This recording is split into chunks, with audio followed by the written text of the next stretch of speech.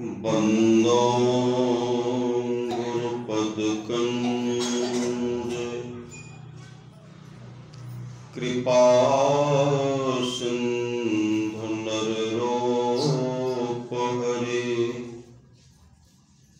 महामोह तुम कुंज जासु बचने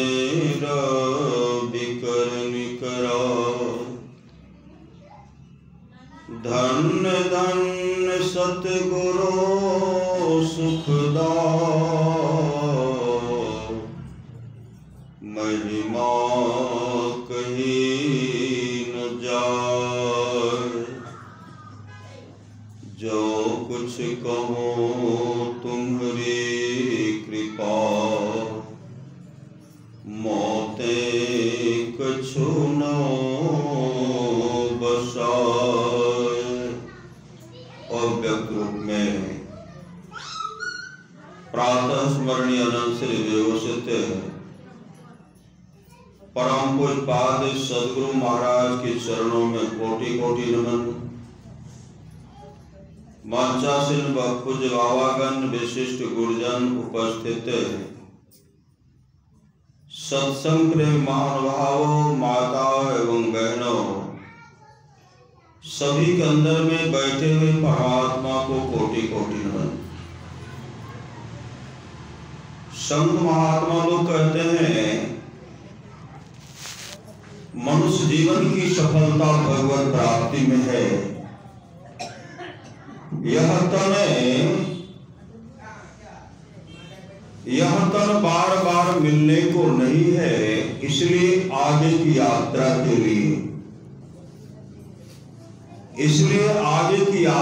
के लिए अभी से भगवत भजन रूपी धन संग्रह करो। संत कबीर साहब ने कहनी कृपा के बार बार नर दे नहीं यह बेड़े चेत सके तो चेत कहत कब बेड़े। कबीर सोई धन संचय जो आगे का होए माथ चढ़ाए गांठरी जातम देखा कोय। करिए नित सत्संग को बाधा सकल मिटाए। कहते हैं सत्संग नित्य नित्य कीजिए, जो भी बाधा है विपत्ति है मिट जाएगी। और यह स्वअवसर फिर ना मिले दुर्लभ नर्तन पाए। कहते हैं फिर मौका हाथ आने वाला नहीं। इसलिए संत महात्मा लोग कहते हैं जागो जागो गुरुपद लागो। जगत मनोमय खेला है, करना है सो जल्दी कर लो, 2 दिन जीवन मेला है। मत अभिमान करो तन धन का छिनी में सब खोरे। जैसे अहंकार भ्रमित मत तुमरे अंत का रोई रोई रे। अंत में रोने की सिवा कुछ भी नहीं है। इसलिए संत महात्मा लोग कहते अपने जीवन के बागडोर को सदगुरु के हवाले कीजिए। सप्त धातु का काया पिंजरा ता माही जुगत बिलसुआ। सतगुरु मिले तो उभरे बाबो नहीं तो पर रह हुआ। आप लोग जानते होंगे युवराज भद्रबाहु जो बहुत सुंदर थे, अपने सुंदरता पर घमंड करते थे। जब जलती हुई चिताओं को देखते हैं मंदिर को सुखे से कहते हैं यहाँ देखते हैं बहुत लोग हैं, यहाँ क्या हो रहा है। मंत्री को सुकेश ने कहा आदमी मर गया, उसको जला करके राख कर। युवराज भद्रबाहु कहते हैं सुंदर नहीं होगा, सुंदर शरीर नहीं होगा, क्रूर शरीर होगा, इसलिए जला करके राख कर। मंत्री को सुकेश ने कहा युवराज कितना भी सुंदर सुडोल शरीर हो, जिस जो शरीर से जीवात्मा निकल जाती है जलाने के बाद राख हो जाता है। माटी में मिल गए धूल नजर नहीं आते। यह शरीर की नश्वरता और शरीर सड़ने वाला है, गलने वाला है, नष्ट होने वाला है। समय की एक ठोकर ही बदल देती है जीवन को। युवराज भद्रबाहु घर गए, उदास रहने लगे।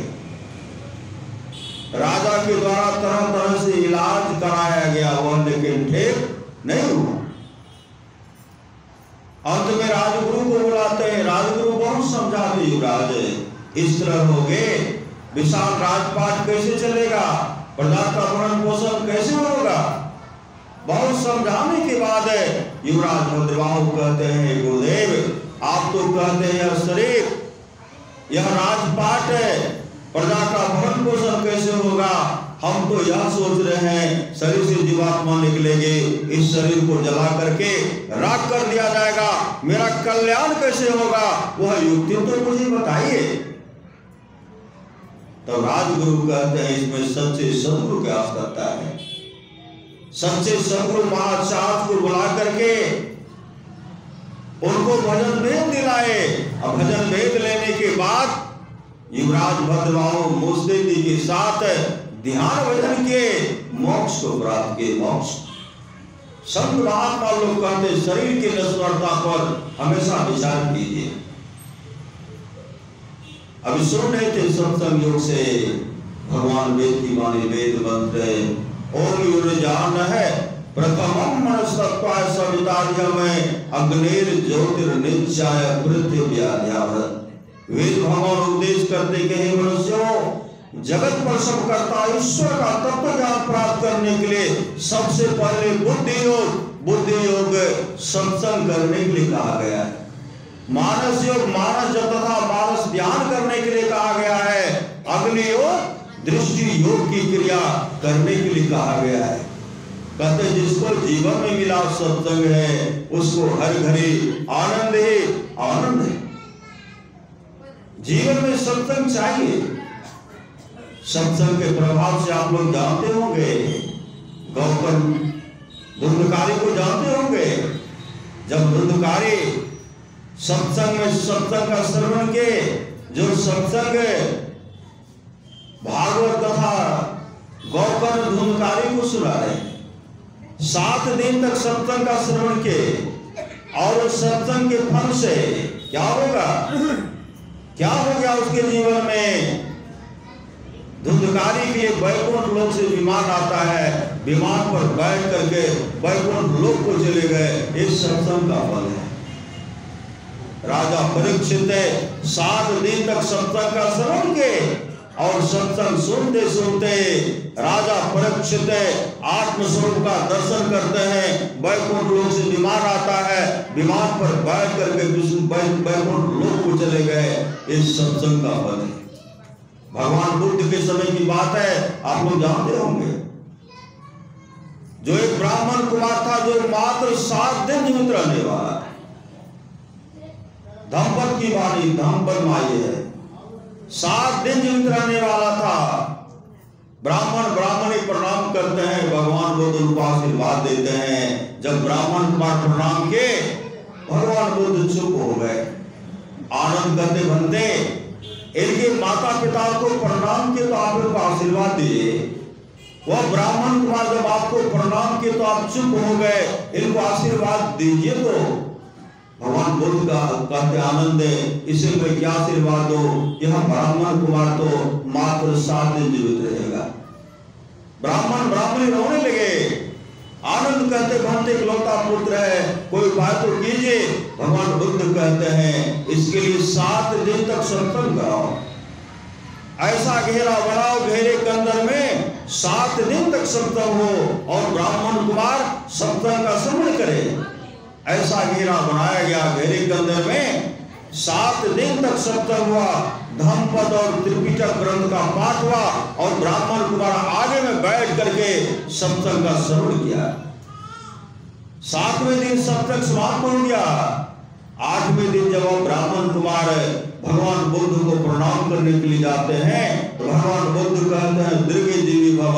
आनंद कहते बनते जो ब्राह्मण कुमार मात्र 7 दिन जीवित रहने वाला था, 7 दिन तक जो सत्संग का श्रवण किया और आकर के जो आपको प्रणाम किए, आपने कहा दीर्घजीवी भव, यह ब्राह्मण कुमार कितने वर्ष जीवित रहेगा।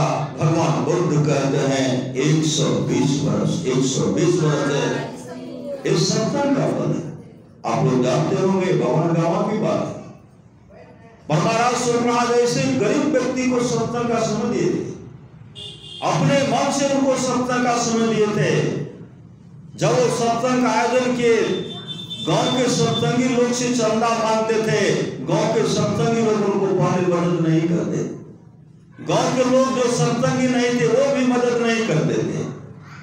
दूर दूर के सत्संगी से चंदा लेकर के जब पंडाल बनने लगा तो सत्संगी सबके मन में हुआ सत्संग होगा इसलिए तो ये सब पंडाल बना रहे हैं। अरे गुरु महाराज नहीं आवे लेकिन कोई महात्मा अवश्य आएंगे। तब धीरे धीरे सत्संगी लोग उनको मदद करने लगे।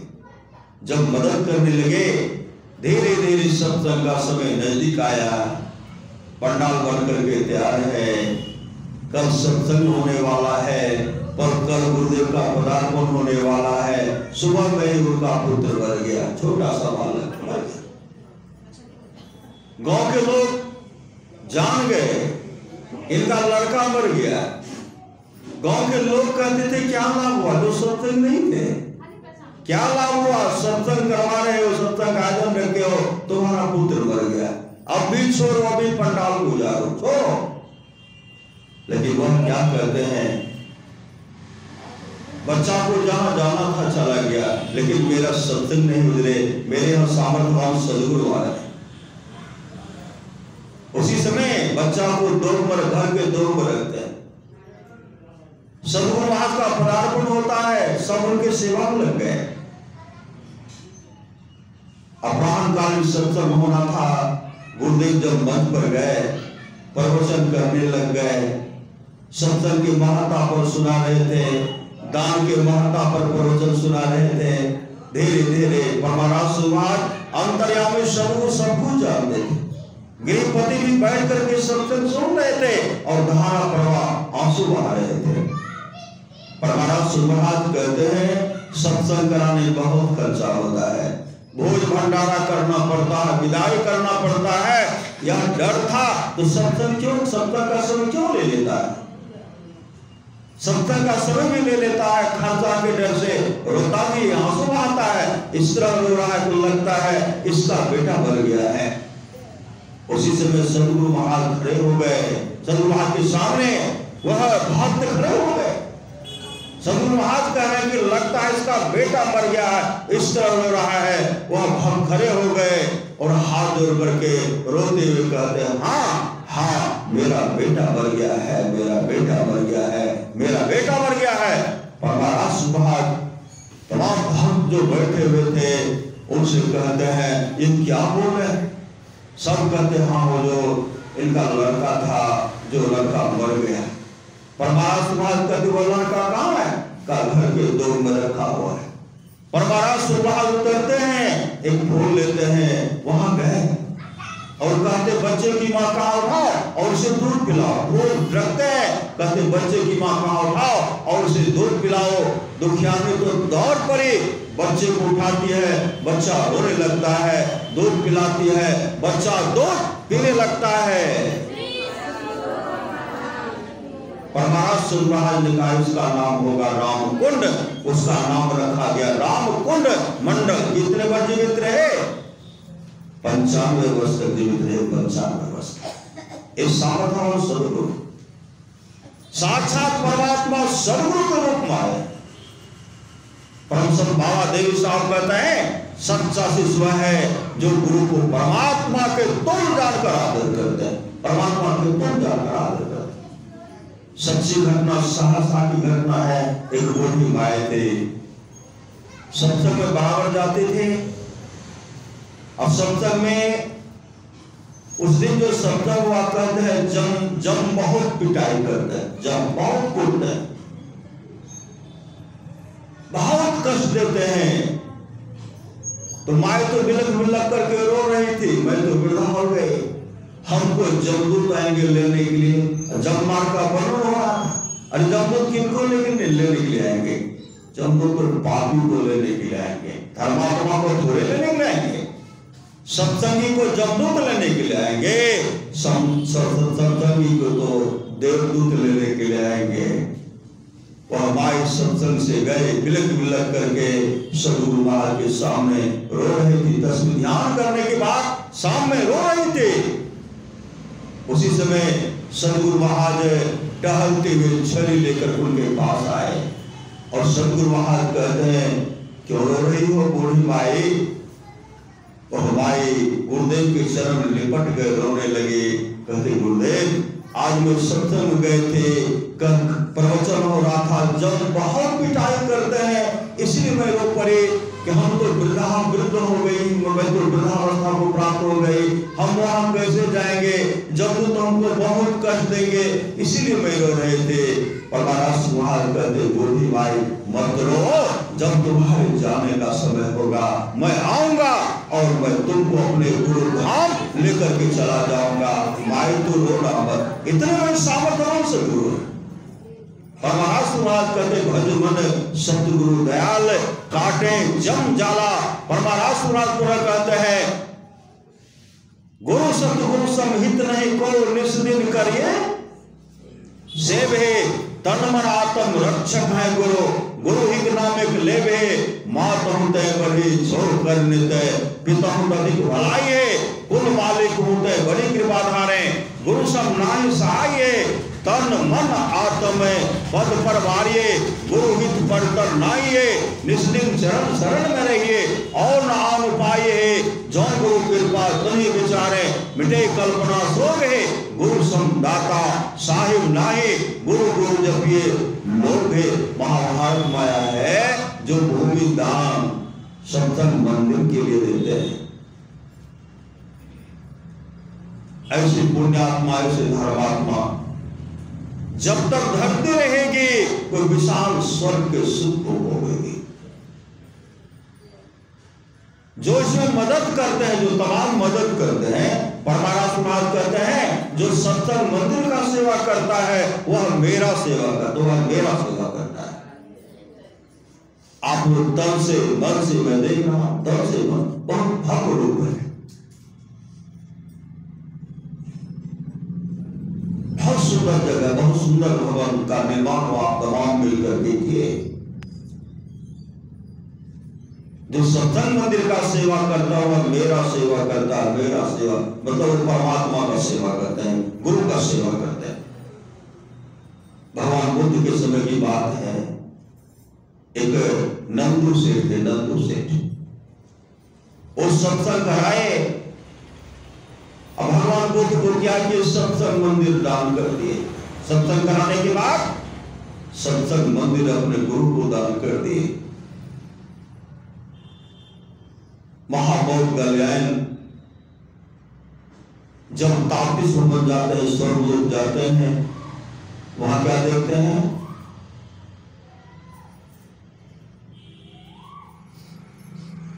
100 योजन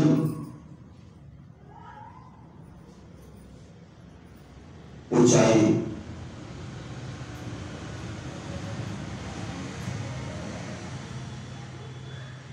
और 100 योजन लंबाई भवन का निर्माण था। 100 योजन का मतलब 400 कोस, कई मंजिला ऊपर हम कितना बड़ा मकान होगा। जब महाबौद्ध गल्यायन वहां गए तो देखते बहुत सुंदर भवन है, पहले तो था नहीं, इधर तुरंत बन गया। कैसे बन गया है? जब महाबौद्ध गल्यायन वहां गए देखते सुंदर भवन में, कौन ऐसे भाग्यशाली होंगे जो उस भवन में आएंगे। जब वहां झांक करके देखते बहुत सुंदर व्यवस्था है। उधर से अप्सरा सब निकलती थी। महाराज आप भगवान बुद्ध के शिष्य हैं? कहा भगवान बुद्ध के शिष्य हैं जो नंदू सेठ नंदी अभी कहते हैं, उन्हीं के लिए भवन बना और सत्संग मंदिर बना करके सत्संग करा करके जो अपने गुरु को दान कर दिए, उन्हीं के लिए हम बन करके तैयार। उनको जल्दी से यहां भेजिए, जल्दी से भेजिए। हम सब मिलकर गुरु का सेवा करेंगे, सब मिलकर के सेवा करेंगे। जब महामोद गल्यान यहाँ आए, भगवान बुद्ध के पास आए, भगवान बुद्ध के चरण पर दंडवत गिरते हैं, कहते भंते दान का इतना बड़ा फल होता है। जो नंदू सेठ मात्र 5 कोटी मकान सत्संग मंदिर के लिए दान किए, उसके लिए इतना स्वयोजन। भगवान बुद्ध कहते हैं महामोद गल्यान, और जब तुम खुद देख करके आए मुझसे क्या पूछते हो? जब तुम खुद देख करके आए हो मुझसे क्या पूछते हो? इतना बड़ा दान का फल होता है। भगवान बुद्ध के समय की बात है, आप लोग जानते होंगे, शेष पिंडक जब उसके जीवन में घात हुआ तो सत्संग के लिए क्या किए? 30 एकड़ जमीन में सोना का मोहर बिछा दिए। कुमार जेठ कहते हैं इस जमीन में सोना का मोहर बिछाना पड़ेगा अगर सत्संग करना चाहते हो। कुमार जेठ के जीवन में सत्संग नहीं था, वे सदगुरु के प्रति समर्पित नहीं थे, लेकिन भिक्षु ने कहा सत्संग कराने के लिए सबसे सुंदर जगह ये होगा जो 30 एकड़ जमीन में सुंदर पंडाल बनेगा। कुमार जेठ से पूछते, कुमार जेठ कहते हैं अगर सत्संग मेरे जमीन में तुम सत्संग कराना चाहते हो, इसके लिए सोना का मोहर बिछाना पड़ेगा। सोना का मोहर मेरा होगा, सत्संग के बाद जमीन भी मेरा हो जाएगा। सेठ पिंड कितने समर्पित हो गए, 30 एकड़ में सोना का मोहर बिछाए, सत्संग प्रारंभ हो गया। अब जो शेष सोना का मोहर जो है, जब कुमार जेठ सत्संग सुनते हैं उनके जीवन में ऐसा वैराग हो गया, वह कहते न जमीन लेंगे न सोना का मोहर लेंगे। कुमार जेठ कहते अनाथ पिंडक से आप सोना का मोहर ले जाओ। शेष अनाथ पिंडक कहते नहीं, मैंने जो दे दिया हमें नहीं चाहिए। कुमार जेठ कहते हैं हमको जमीन भी नहीं चाहिए, सोना का मोहर भी नहीं चाहिए। तब तमाम मिल करके उससे क्या कि सुंदर सत्संग मंदिर बनाए। सिद्धनाथ पिंडक भगवान उससे कहते हैं भंते जो इतने बड़े त्यागी, इतने बड़े दान दिए, मेरा मन करता है इस जगह का नाम कुमार जेठवन रखा जाए। कुमार जेठवन, इतना सोना का मोहर अपने बारे में कुछ नहीं बोल रहे हैं, लेकिन कुमार जेठ के लिए कहते हैं वो बहुत बड़े दानी है, इसलिए कुमार जेठवन रखा जाए। उस जगह का नाम कुमार जेठवन रखा गया। और कुमार जेठ सिद्धनाथ पिंडक मोक्ष को प्राप्त किए, इस सत्संग का फल है। इसलिए अमर मुनि का उद्देश्य है सब काम को छोड़ करके स्नान करना चाहिए, 1000 काम को छोड़ करके भोजन करना चाहिए, लाख काम को छोड़ करके सत्संग करना चाहिए, करोड़ों काम को छोड़ करके अपने जीवन के बागडोर को सदगुरु के हवाले करना चाहिए। भगवान श्री कृष्ण का कृपा के निष्पाप उद्धव जी, कोई कितना भी अश्वमेध यज्ञ कर ले, कृष्ण चंद्रन आदि व्रत कर ले, उसके द्वारा सुलभता से प्राप्त नहीं होता।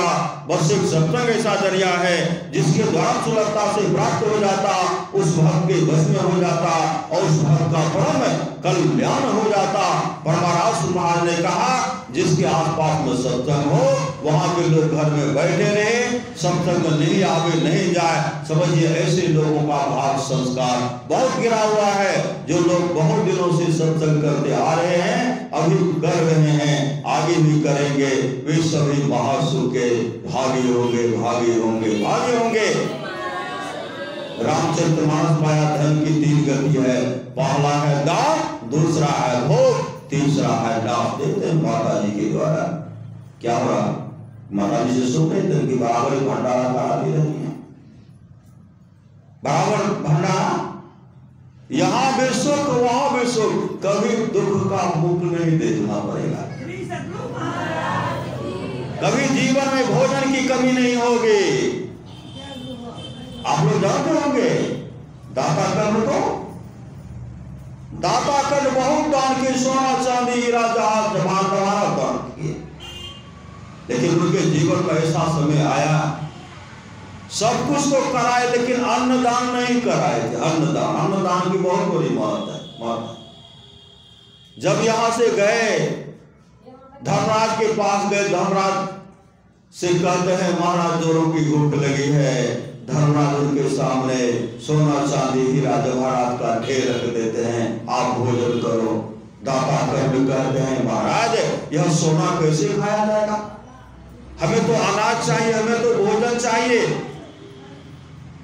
धर्मराज कहते आपने जीवन में अन्नदान नहीं किया है, तो महाराज जोरों की भूख लगी है, मेरा कल्याण कैसे होगा। धर्मराज उनको 15 दिन का समय दिए, आप जाइए, मृत्यु लोग जाइए, वहां अन्नदान का भंडारा कीजिए। यहां जब आए 15 दिन तक लगातार भंडारा करते रहे, अन्नदान करवाए। 15 दिन के बाद जब वहां गए, जैसे भूख की रुचि जगती है, तो जो भी यहाँ दान पुण्य के थे तमाम उनके सामने उपस्थित है। धर्मराज कहते हैं कर्ण आप कितना खाओगे, खाओ, जो आपने किया है दिया है सहस्त्र गुना वर्धित होकर आया। इसलिए यह माता जी दान पुण्य भंडारा के द्वारा कर रही हैं, आप तमाम भी कर रहे हैं, इसी तरह करते रहिए। करिए नित्य सत्संग को, बाधा सकल मिटाए पर हमारा समाज थोड़ा सा भी सत्संग करो, बड़ा लाभ होता है। जितना लाभ की बहुत धन के मिलने, बहुत विद्या के पढ़ने से होता, उतना लाभ सत्संग से होता है। नित्य नियमित ढंग से सत्संग करो, सत्संग से खाली कोई मत रहो। अभी अमृत की वर्षा हुई, अध्यात्म ग्रंथ का सार ज्ञान कह दिया, जिसको याद रहा उसको अमृत मिला, जिसको याद नहीं रहा उसने अमृत को खो दिया। बोलिए प्रेम से श्री सद्गुरु महाराज की जय।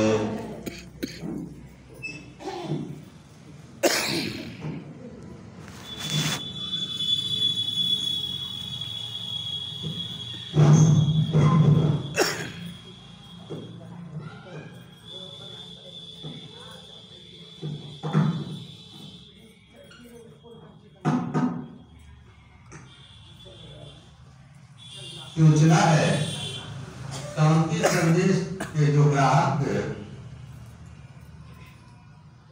हैं उनको सूचित किया जाता है कि आपका पैसा समाप्त हो चुका है।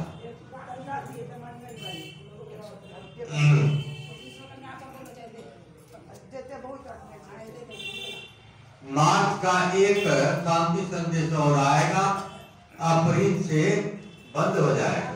अभी मात्र अभी जो 100 रुपया दिए हैं, इसके लगा करके 31 आदमी का पैसा जमा हुआ है। जो लोग पैसा जमा नहीं करेंगे उनका शांति संदेश कैसे आएगा? इसलिए आप लोग अपना अपना पैसा जमा कीजिए। शांति संदेश का उपाधार जाना है, जाकर के वहाँ ऑफिस में पैसा जमा करेंगे। घर पैसा में नहीं जमा करते हैं जमा, वहाँ जाएंगे।